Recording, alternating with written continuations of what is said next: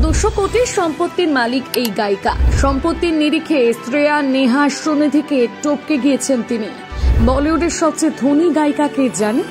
দেখুন, বলিউডের সঙ্গীত দুনিয়ায় শ্রেয়া ঘোষাল, নেহা কক্কর, মোনালি ঠাকুর, সুনিধি চৌহানের মতন একাধিক গায়িকা প্রথম সারিতে থাকলেও সম্পত্তির নিরিখে তাদের সকলকে টপকে গিয়েছে অন্য এক সঙ্গীত শিল্পী। এই সঙ্গীত শিল্পী পারিশ্রমিকের দিক দিয়ে নয়, বরং এগিয়ে রয়েছেন সম্পত্তির পরিমাণে। বলিউড সূত্রে খবর, তিনি আপাতত বলিপাড়ার ধনী গায়িকা। কে তিনি? এক কথায় প্রথম সারিতে থাকা প্রায় সমস্ত গায়িকাকেই সম্পত্তির পরিমাণে টেক্কা দিয়েছেন বলি গায়িকা তুলসী কুমার। বলিপাড়ার সূত্রে খবর, 200 কোটি টাকার মোট সম্পত্তি রয়েছে তুলসীর। 1986 সালে 15 মার্চ মহারাষ্ট্রের মুম্বাইতে জন্ম তুলসীর। বলিপাড়ার জনপ্রিয় সঙ্গীত নির্মাতা গুলশন কুমারের কন্যা তিনি। মুম্বাইয়ে বাবা, মা, দাদা এবং দিদির সঙ্গে থাকতেন তুলসী। বলিপাড়ায় কানাঘুষো শোনা যায়। প্রথম 2 সন্তানের জন্মের পর গুলশন এবং তার স্ত্রী চাননি যে তাদের তৃতীয় সন্তান হোক, কিন্তু গুলশনের মা মারা যাওয়ার পর ইচ্ছের বদল হয় গুলশনের। মা মারা যাওয়ার পর বৈষ্ণোদেবীতে কন্যা সন্তান লাভের জন্য প্রার্থনা করতে গিয়েছিলেন গুলশন। যাত্রার পথে তাকে নাকি একজন জানিয়েছিলেন যে 15 মার্চ কন্যা সন্তানের জন্ম দেবেন গুলশনের স্ত্রী।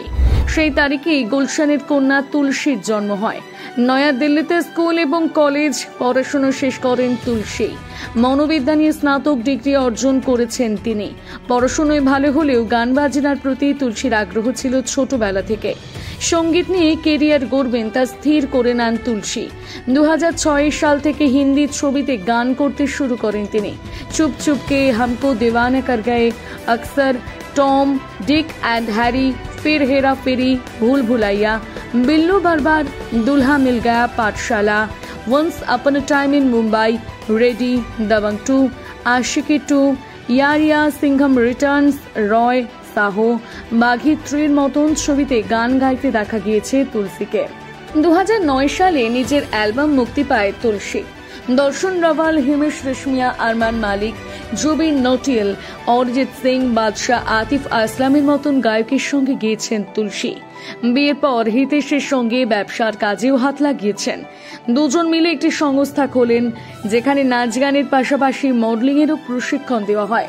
বিয়ের 2 বছর পর 2017 সালে পুত্র সন্তানের জন্ম দেন তুলসী। বর্তমানে সঙ্গীত, সংসার এবং ব্যবসা নিয়ে ব্যস্ত রয়েছেন গায়িকা। প্রসঙ্গত, বলি গায়িকাদের মধ্যে প্রথম সারিতে থাকা শ্রেয়া ঘোষালের মোট সম্পত্তির পরিমাণ 180 থেকে 185 কোটি টাকা। সম্পত্তির নিরিখে গায়িকাদের তালিকায় শ্রেয়ার পরে নাম রয়েছে সুনিধি চৌহানের। সুনিধির মোট সম্পত্তির পরিমাণ প্রায় 100 কোটি টাকা। সুনিধির পর ধনী গায়িকাদের তালিকায় নাম লিখিয়েছেন নেহা কক্কর। বলিউড সূত্রে খবর, 40 কোটি টাকার মালিক নেহা কক্কর।